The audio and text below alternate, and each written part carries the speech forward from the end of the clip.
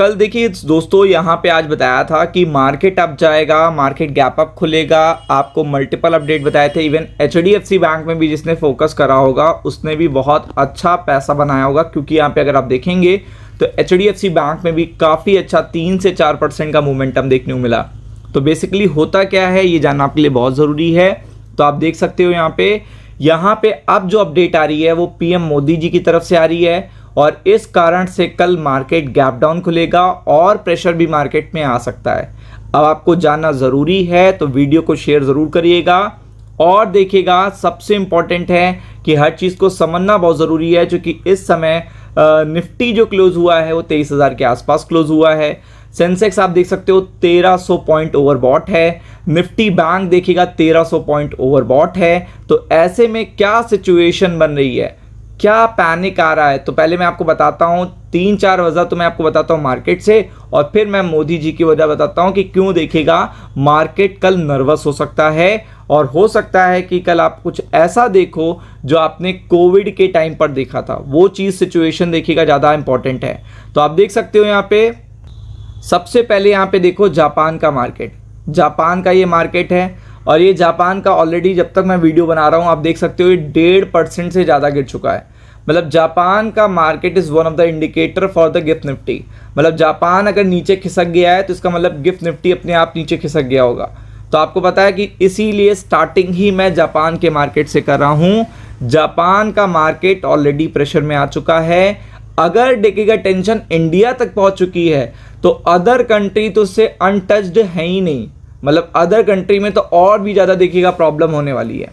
ये आप समझ लो, ये बहुत बड़ी बात मैं बता रहा हूँ आपको कि अगर इंडिया तक टेंशन पहुँच चुकी है, जो सबसे लेस इफेक्टेड कंट्री है, अगर आप कहोगे कि कोई भी कंट्री जो वॉर में इन्वॉल्व है वो इंडिया से कोई भी बैर नहीं रखती है, सबसे वो बहुत स्मूथली बात कर सकते हैं, जो कहेंगे वो माना भी जाएगा।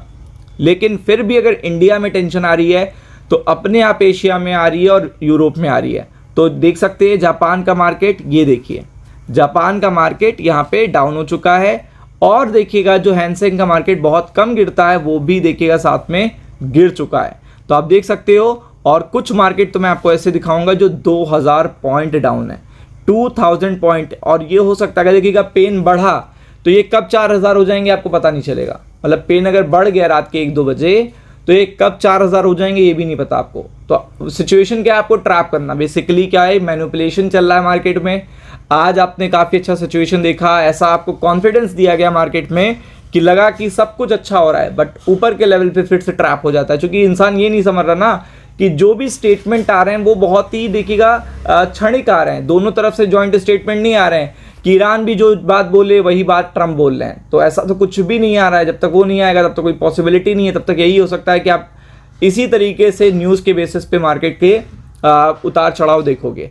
तो 2000 पॉइंट यहाँ पे देखिएगा ब्राज़ील का मार्केट डाउन है। फिर ऐसा ना सोचिएगा कि US शांत है या गिफ्ट निफ्टी शांत है। तो गिफ्ट निफ्टी देख लीजिए, मैंने आपसे पहले कहा था कि यहाँ पे 23,000 के आसपास निफ्टी आपके पास खड़ा हुआ है, लेकिन ये 200 पॉइंट नीचे है और इनमें 100 पॉइंट का गैप भी होना चाहिए। तो आप खुद समझ लो कि कितना गैप खुलेगा इस पर्टिकुलर सिचुएशन के अकॉर्डिंग, कितना गैप खुलेगा। साथ में अगर ये सिचुएशन और ख़राब हो जाती है रात में तो कितना गैप खुलेगा वो भी आप कैलकुलेट कर सकते हो। फिर देखिएगा ये फ्यूचर्स हैं, ये अभी 340 डाउन है, जबकि भी कोई बहुत बड़ी बात नहीं हुई, लेकिन बातें हो रही हैं और कुछ बड़ा होने वाला है, इसलिए देखिएगा इतना डाउन है। टेक स्टॉक्स तो पहले से गिरे हुए हैं, आप देख सकते हो यहाँ पे पूरी तरीके से। और चाइना के मार्केट या देखिएगा और एशियन मार्केट पूरी तरीके से डाउन है। ये देखिए पूरा सिनेरियो मैं आपको दिखा रहा हूँ खोल के। और गिफ्ट निफ्टी तो आपको दिखा दिया, निफ्टी बैंक भी दिखा दिया। अब अपडेट देखिएगा, कल बुलाई गई है सर्वदलीय बैठक। सर्वदलीय बैठक जितने लोग नहीं जानते हैं, अगर आप देखेंगे ऑल पार्टी मीटिंग कब बुलाई जाती है, जब कोई बड़ा फैसला लेना होता है देश के लिए। जैसे लॉकडाउन के टाइम पे बुलाई गई थी, कोविड के टाइम पे बुलाई गई थी, इमरजेंसी के टाइम पे बुलाई जाती है।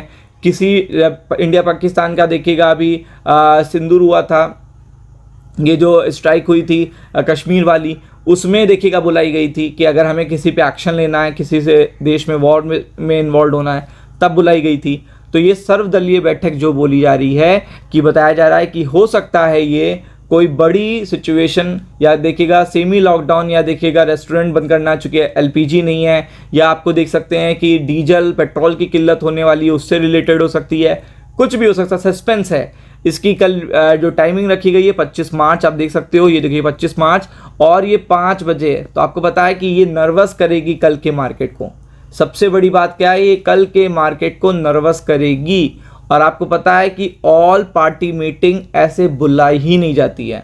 ऑल पार्टी मीटिंग बहुत देखिएगा रेयर सिचुएशन होती है, 3-4 सिचुएशन होती हैं which is related to emergency also, या वॉर, या कोई ऐसी सिचुएशन जिससे हम टैकल नहीं हो पा रहे हैं। और ये बुलाई केवल इसी ली गई है जो वेस्ट एशिया में टेंशन चल रही है।